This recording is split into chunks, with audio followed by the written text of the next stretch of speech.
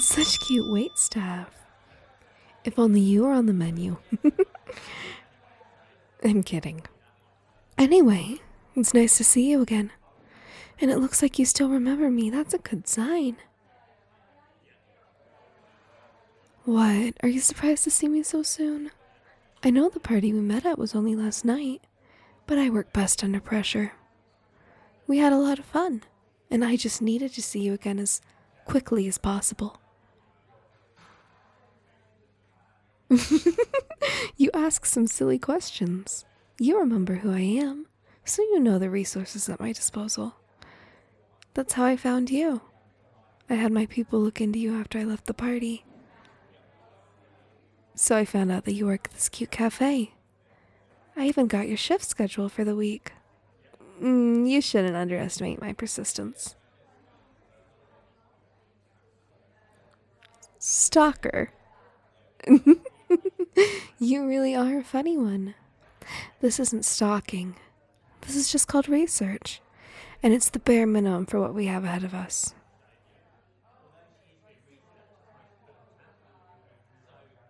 You look confused again.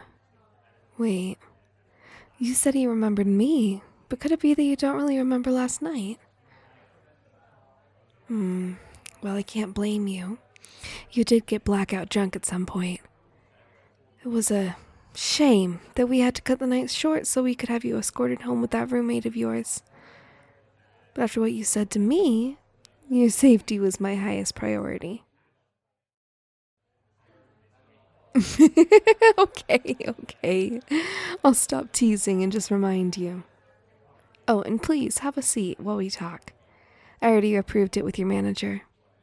As long as you're here talking with me, it counts as you doing your job. So you can relax now. Thank you. Now, where were we? Oh, right, going over last night. No, it's no trouble at all. Honestly, I enjoy remembering it. I managed to convince my parents to let me go out to a popular local spot, under the condition that I brought one bodyguard with me. I figured I could handle that. But they chose our biggest, most intimidating one. Ha, you know that I'm complimenting you, right, Wes? Don't mind him, he knows you're a good person. Sitting at that table back there to keep an eye on me, but it looks like he's too busy with his parfait. He's a real softie when he wants to be, but last night he was a total hard ass. That's why the party was pretty boring at first. I wanted to mingle, but he scared everyone away with his presence. No one even attempted to get near me. Until you. I mean, clearly you were already pretty drunk by then, but maybe that's what gave you the courage to approach me. Wes tried to turn you away, and I think he was waiting for that chance all night, but I didn't give him the satisfaction. After I heard you passionately explain to him how you want to, and I quote, spend a fun night with that lovely young lady over there, how could I refuse a chance to get to know you better?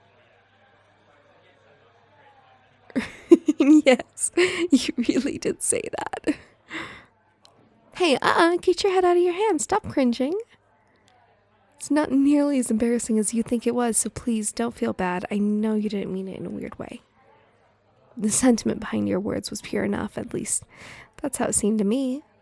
And after my bodyguard finally let you through, you sat with me and we just talked. Talked and drank. You told me all about your studious adventures this semester and how you wanted some real adventure, which led you to that party. You earnestly tried to get to know me as well. It turns out we have quite a bit in common. Not that you remember any of it. Your slurred speech was very endearing. I hope I can hear it again sometime. I'm not teasing you. The point is, I had a great time. Really? That's interesting. Even if you don't remember the night, you were left with an impression that you enjoyed yourself. Another way to look at it is, I managed to make an incredibly strong impression on you.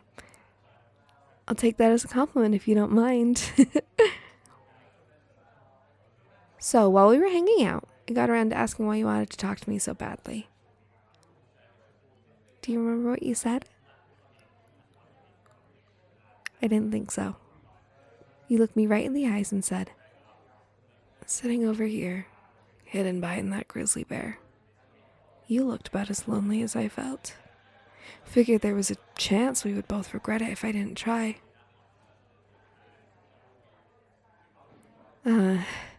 Looks like that did a lot of damage. Yes, you really did tell me something like that. But you don't need to be embarrassed about it. I'm serious. I don't consider myself completely ignorant of people's intentions. Rather, it's usually all too obvious what people want when they approach me. Man or woman, doesn't matter. They mostly want to spend time with me, hoping that some of my wealth or influence will rub off on them. Those shallow types don't realize how impossible that is because none of it is mine in the first place. I am stuck in the shadow of my parents, but I guess it's too dark for them to see that. But you were different. When I heard you say that, and I looked into your beautifully sad eyes, I could tell you were serious. I knew you were truly a little similar, and I wanted to know just how similar. I wanted to keep talking with you. I hardly ever meet new people, let alone ones I get along so easily with. So I couldn't let the chance slip by. I had to try my best to make you remember me. You could say I was a little desperate. As I look deep into your eyes now, just like I did last night, I can tell it worked. Those flushed cheeks. The way your eyes keep turning around. You really are too adorable. Most of the night might be a blur, but you remember what happened next in the story, don't you? Oh, you do, huh? Then I guess I don't need to jog your memory.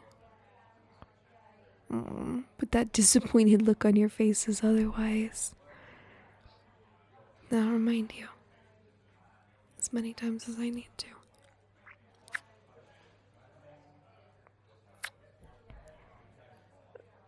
That was the highlight of my night.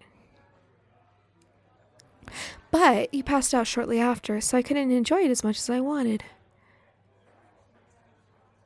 So, I'm glad we got to relive it now. It's not like I really mind, but your lips do taste better without the alcohol. Did you enjoy it too?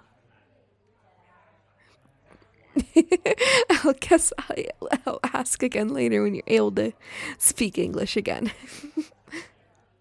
Oh, wait, I'm so sorry. I've been taking up too much of your time. I'll let you get back to work soon. Just one more thing. Please take some time to think about what you'd like to do next time.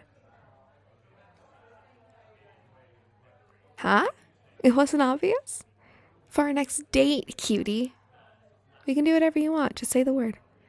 I won't let you feel as lonely as I looked last night. That's a promise. So just think of something and call me. My number's already in your phone. Come on, Wes. We're leaving. When did he order more parfaits? I'll be waiting, cutie.